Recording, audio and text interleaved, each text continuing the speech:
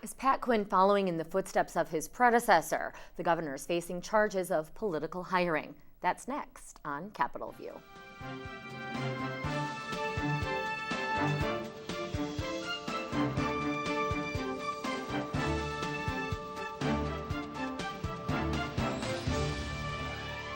Hi, thanks for joining us on Capitol View. I'm your host, Amanda Vinicky, and I'm joined this week by Ray Long, the State House Bureau Chief for the Chicago Tribune, and also Nicole Wilson, who is the Illinois correspondent for 24/7 News. Thanks for joining us this week, where we're getting a repeat, it seems, of the Blagojevich years, as Rod Blagojevich never actually went to prison for questions about hiring practices. Nonetheless, we heard a lot about it over his tenure. Now, Pat Quinn is accused of that. There's been a motion filed in a lawsuit by a name who may have a familiar ring, Michael Shackman. First of all, who is Shackman, Ray? Well, Michael Shackman is synonymous, really, with patronage cases in Chicago. He's the guy who years and years, decades ago, really, brought cases in Chicago to try to bring more merit selection into the process back under the older Mayor Daley, who had an army of political patronage people throughout the city. And there was the idea that, hey, maybe people should be chosen on their qualifications. That has Not been just pressed. Who you know, it's a whole different world out there. So that went forward. It was called the Shackman Decree in quick lingo. And now he's pressing the case here, saying that there are some problems in IDOT and that they ought to be done more by merit, and that there are some 50 positions or so that have been qualified as assistant managers or something like that. And that might be a way to slip in people around the merit system.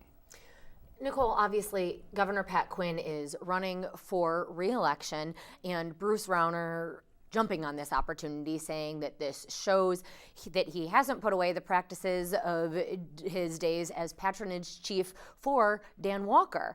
Is this going to be another election problem for Pat Quinn, and how big of one? I think it will stick, but only to a certain extent. You know, Governor Quinn has a good way of kind of sweeping things under the rug, saying, hey, we caught this last year when the investigation was when all of this was first revealed. We took action, and now those state assistants or staff assistants or whatever they're called, we're no longer hiring for those positions. And if you ask people within IDOT, they are indeed getting rid of those staff assistant positions. The problem with that is, and this is where some people say Governor Quinn is hypocritical, he calls himself, you know, like the cleanup man. The reformer. I'm coming in and I'm cleaning all of this up, and then, you know, things come back at him, and then it's, the same thing with the whole, the money that he took just before the campaign the last time around with the whole violence program. When that came out, we fixed it. But we fixed it only after it came out. And it's just kind of the same thing here. And so Governor Quinn is very smart.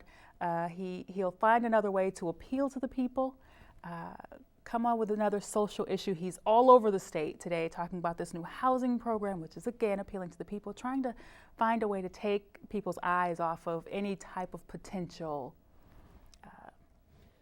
wrongdoing. Right, and we're not seeing, at least, I think this story has a different sort of weight carried to it, because it's not, for example, any big names or big hires. It's more complicated and nuanced than that. These staff assistants positions at the Department of Transportation, not, look whose son or daughter he hired. So it's a bit more difficult to carry the headlines in that way, yeah.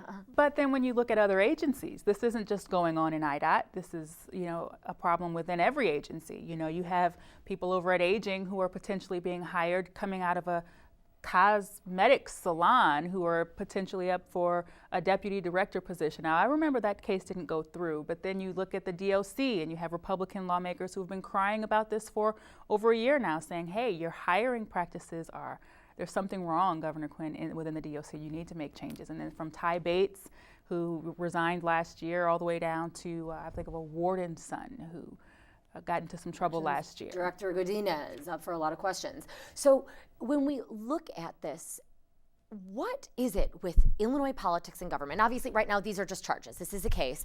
But Shackman says, despite what the governor claims is, hey, we don't tolerate this and we follow the rules, Shackman says, no, I brought this up in 2009 when you were first becoming governor, and you haven't done anything about it. It's been years. You're nearing the end of your re-election. That's not even discounting the 2 years of which you had to run when you were appointed following the downfall of Blagojevich. So is Quinn at fault here, or is he says, hey, this is what happened during the Blagojevich administration. It's not me, guys. Beg off. I think that only carries so far, really. He's got his administration. He's been here since 2009, January 2009. It's now 5 years down the road. We've got to see Pat Quinn accept a little more responsibility on some of this stuff. And furthermore, then when you do look at this, it is just charges. So at this point, again, he does say that he's making changes within the Illinois Department of Transportation. What is it about Illinois politics that this is a continued story? That we all know the name Shackman, there's a decree, and yet we have yet another lawsuit. Again, this is something that happened during the Blagojevich administration. We talk about it a lot with the city of Chicago. What is it? What's the gig here? Well, go ahead. That's a good question, really. What is it? Because we know that there are people like Shackman who will come back and say, hey, you haven't cleaned this up in 5 years. And so it is a question of, I really don't understand why. I mean, maybe Ray. No, I've been following this for 30 years, and there's really no explanation. They just try to push the rules as much as they can. Push it to the limit. And if they can get away with pushing it over the limit, they will. And then when somebody catches them, they rein it in and say, we're all for merit. Merit is good, and a lot of these people are meritorious. And you know, you see him doing shifty things with appointments too. And he extended the terms of people who he had appointed for 2-year terms. Now he's reappointed them almost to the point where they are going to be able to go 4 years without a 2-year appointment being approved. So you're bending rules wherever it's good for your politics. So, and of course, we see a lot of that, as you brought up. The governor is traveling the state announcing both his mortgage program, more money for MAP, and yet we had the Speaker, House Speaker Mike Madigan, again reiterate this week that he believes the governor is courageous for a plan that may not be so appealing to voters, and that is extending the 5% income tax rate on individuals that would otherwise expire in January. So, when we hear now, though, right away after that had been announced, both House Speaker Madigan and Senate President John Cullerton both came out in favor and said, we back that plan. We believe that the income tax increase needs to be extended. Now, though, House Speaker Mike Madigan saying, I don't yet have the votes. What does that mean? Is this going to pass? I mean, he's the speaker. I thought he could get whatever he wants. He's got a super majority, right? I think he can get whatever he wants when he wants it. We're still 5 weeks away from really crunch time here. And he may need to pull some levers in different places, see what people need, what else he might be able to trade. And like what are some options well, there? You're going to be talking about whether you want services. I mean, you and I were there at that place where he was making these comments, and he made an interesting comment, which was people who want certain levels of service will be asked to support the tax money to bring it in. So I think that is going to be one of his approaches too. He also said there's going to be a clear choice, a lower budget, an as-is budget, or maybe a slightly higher budget. Well, it could be much higher too, is another choice. But I do believe that he has a game plan here because he's been around so long that he can pull some levers and get people to come around. Much higher to how? What do you mean there?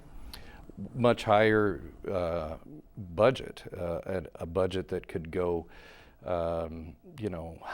higher in ways that you can find different things. You might throw in capital here. You might try to bring along some votes for capital to say, hey, you need roads in your district, You drive around this state, you know the roads are in bad shape, so maybe we'll get you a bridge, or we'll help you out here, or we'll look out for your needs along the way.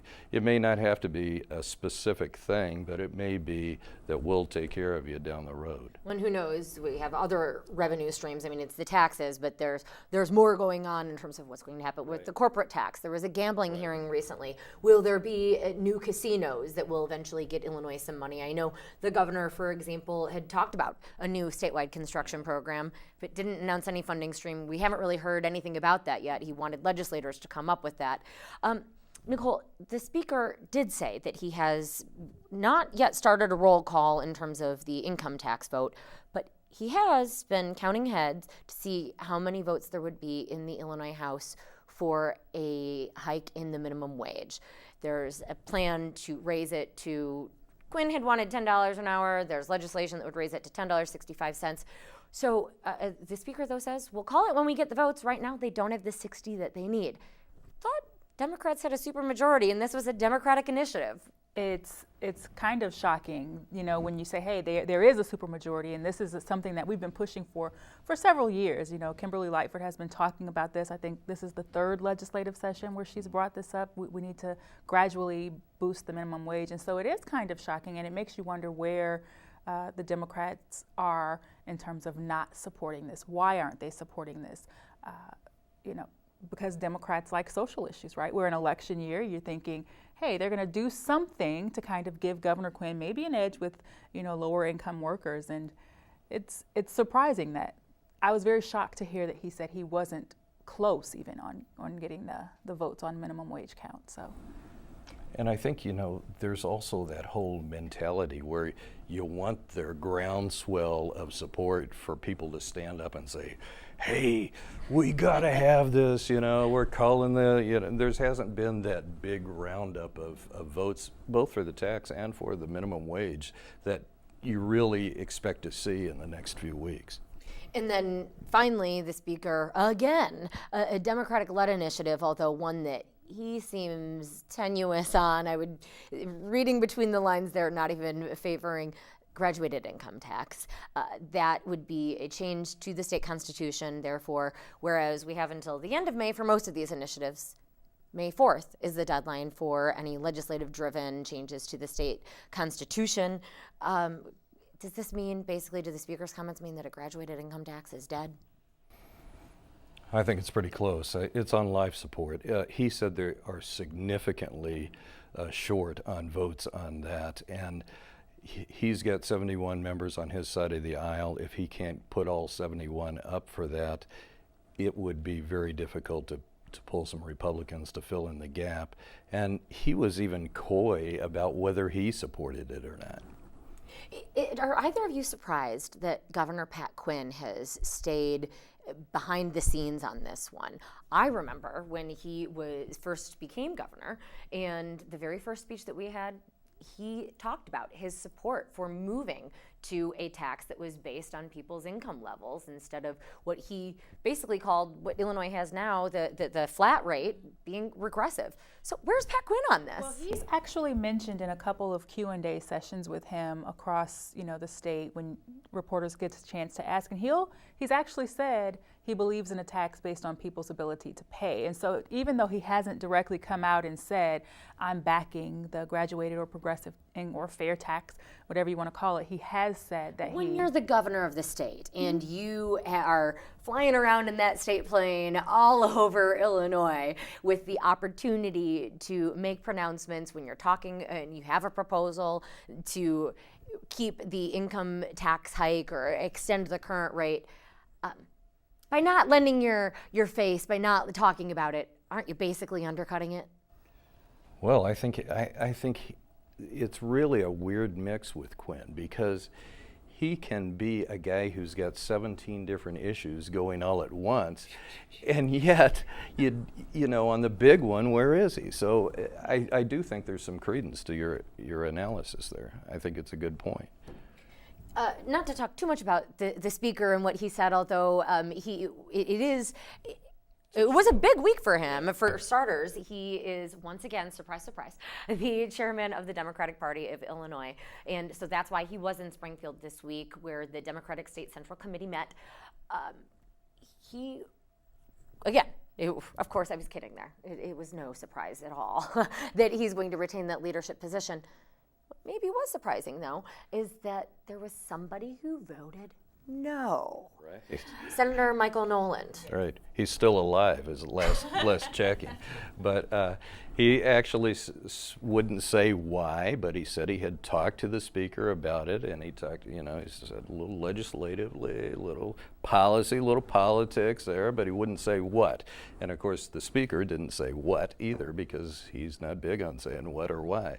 But he will say that he kept saying it's not personal. Right. This isn't personal. He's a great Yeah. leader. Yeah. He's a great leader. It's not personal.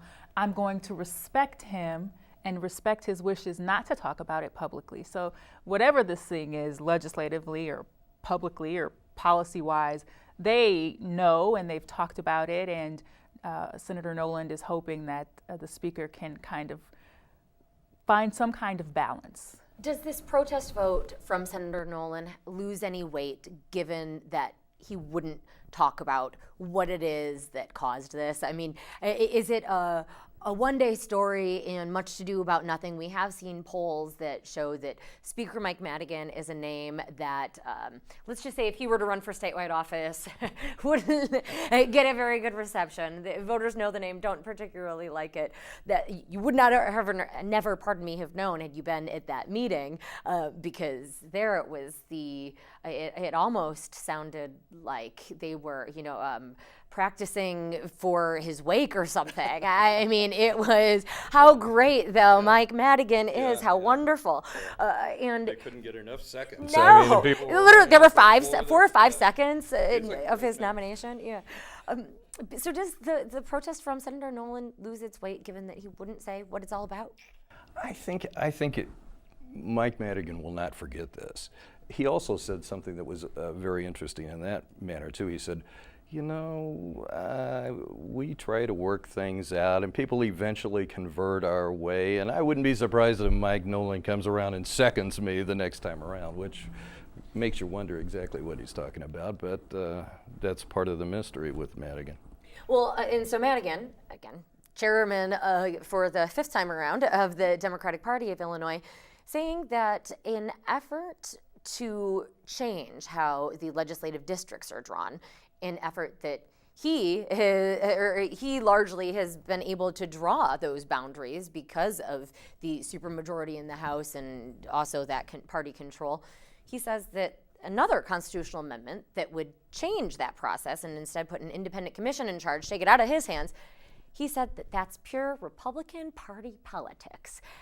Also said that it will hurt minority voters and the strength of the minority vote. So how about, Ray, you address the Republican part, you talk, Nicole, speak about, is this going to disenfranchise minority voters? Okay, well, I think the Republican issue is clear. The Republicans have been, hurt more and more by the redrawing of the maps. Through the luck of the draw, the Democrats have been able to get more maps, but also even when the Republicans had the map, Madigan was able to win 4 out of 5 times. He only lost out, the only time in his speakership was in 1994, and that was when Newt Gingrich won the U.S. House for the first time, this big Republican tide. Now, when they did kind of like back-to-back maps, this last one is monster for Democrats. I mean, they've got 40 people in the Senate of 59 people. That's an all-time high, at least to my knowledge, for that kind of slant. I could only go back into the 1880s to find records on that in Illinois. And, Sorry, not far enough. And Cullerton is going around saying it's the biggest majority in the nation. So, it was slanted somehow. But is this constitutional amendment effort, you speak with Michael Collins, the campaign manager, who had worked for U.S. Senator Dick Durbin, by the way, a Democrat, and says that he's gotten funding from both sides of the aisle. So, Nicole, is the speaker just making a political argument here, or a PR effort, or is he right? Is this Republican-driven? Well, I would say it's probably Republican driven, just considering how much, hurrah you had over it when the maps were drawn. You had a couple of lawsuits, and I think the big issue is the Republicans are saying, when it comes to the minority vote, hey, the minority vote was already lost with these new maps. The Asian voters in the Chicago area were disenfranchised. Latino voters in the Chicago areas. They're saying when you draw the maps so thwarted in the way that they are, the voters actually don't choose their representation. You choose their representation. And so I think it's not really a Republican issue. I think it's a ballot issue when you really consider it. But to say that it's a Republican politics, a game of politics, I can't really say that it is. But to say that it's Republican politics is the right thing to say when you're a Democrat. And when you're the Democrat in charge, of course you want to create some kind of divide and make it seem irrelevant, completely irrelevant. Actually, having seen Mike Madigan as minority leader twice, he is willing to blame the Republicans for a lot of things, including talking kind of like Republicans do now when he's down and looking up and trying to get back in charge. So, it works both ways. Yeah. Speaking of Republicans, we had a couple of the GOP names at the top of the ticket in Chicago earlier this week for a big push, obviously, on the federal level in efforts to make to change the federal immigration law and to make it easier for individuals that are in the country to stay. You did not have either U.S. Senator Jim Oberweis nor Republican gubernatorial candidate Bruce Rauner specifically say that they'll back the federal proposal. Nonetheless, Oberweis, for sure, who once upon a time, flew over Soldier Field, I would think many would argue infamously, is saying, hey, we're losing this many jobs every day because of immigrants, saying, hey, take backs. I apologize for that. Why do we see Republicans coming out at that immigration event? What's in it for them? They've got to make headway in the Hispanic vote, and they really haven't done a good job at doing that. And anytime they can try to spin something or make a legitimate push to try to expand that vote through one of the hottest issues in America and resonate, then they're going to try it. And that's what they were trying to do, but it didn't really fully work for them. Because I know Bruce Rauner has said that one of his big efforts is going to be to try and reach out to communities that have historically gone Democrat, be it African American, be it Latino, be it the Greek community in Chicago. He's making big efforts there, he says. Rauner has one of kind of the criticisms from at least insider Republicans that his primary opponents tried to use was his close ties to Chicago Mayor Rahm Emmanuel. He is kind of a gut punch to the mayor, who is waiting for Governor Pat Quinn to sign Rahm's pension overhaul for many city workers. Bruce Rauner making phone calls, robocalls, saying, hey, this is going to lead to a property tax increase. My opponent, Pat Quinn, he should veto that. No. And Rahm is not taking kindly to it. What do we make of that, Nicole, in terms of this Rahm-Rauner rift? Is it for real? Or is this something that could be done to try and, advance either of their positions heading into the election? I think the question is it really a gut punch? Is it for real? Or is it a way for him to try to separate himself or distance himself from the fact that even his primary opponent said he was a friend of Rahm Emmanuel and that he, would kind of be at Rahm Emmanuel's beck and call. And so I think it's more a way to separate himself from Rahm Emmanuel and say, hey, I'm not as close to him and I do disagree with him on the big issues, because he said we're friends but we disagree. And I think this is a way for him to show that we really do disagree. It fits also into the whole Rauner anti-tax image that he's trying to build. I don't want that income tax to stay in place. I want it to go down. I'd like to take it down all the way. And I don't want the property taxes to go up either. and I'm not going to tell you how I'm going to pay for everything. We're still waiting. The last time I checked, a financial plan, a budget idea from Rauner was supposed to be forthcoming. Haven't heard anything about it yet. I'll tell you about it when it's time. Well, okay, let's see. Is that going to be after the election or what? Quinn has remained pretty quiet, though, about what he plans to do with the Chicago pension bill. I know he's been asked about it plenty of times, and it would be huge if this controversial vote had been taken and Quinn went and vetoed it. That said, especially with Rauner making these robocalls, he could be the governor that gets blamed not just for a potential or wanting a statewide income tax increase, but also raising Chicago property owners' taxes, property taxes. So guesses, either of you, what's Quinn going to do? It's a very difficult call for him. I would think that he would feel enormous pressure from leaders in the party to sign this thing. At the same time, yeah, right. And if he doesn't, then he's just out there trying to get the labor vote ginned up after having signed the pension overhaul in the state. So he's got all these competing interests. But you know what? I think he's got to look at this and think, can another pension bill go through if I veto this one? And I think it's interesting because he was so adamant for pension reform in Illinois. And so if he vetoes this, it's like, well, where do you really stand on pension reform? And you had bipartisan support on that Chicago deal. You had Republicans saying, hey, we cannot afford to let Chicago go up in smoke. We have to do something about it. And so Governor Quinn is in a very difficult situation, especially if he vetoes that bill. It makes you wonder and question where he really stands. Or what else could he get done? Yes. Because a lot of people really laid it on the line with that vote, and they're worried about it. But Quinn is being gauzy and fuzzy again. He has not been gauzy and fuzzy. He says that he does back a new constitutional amendment, yet another one. We may have a very full ballot there, that is proposed by Republican leaders of the General Assembly that would institute term limits. Rauner wants them for members of the legislature. The Republican leaders of the House and Senate say that they want it for executive officers, including for Governor Pat Quinn. Quinn is backing that. We are running very short on time, but any comments? Is that one going to happen, or is this, again, PR?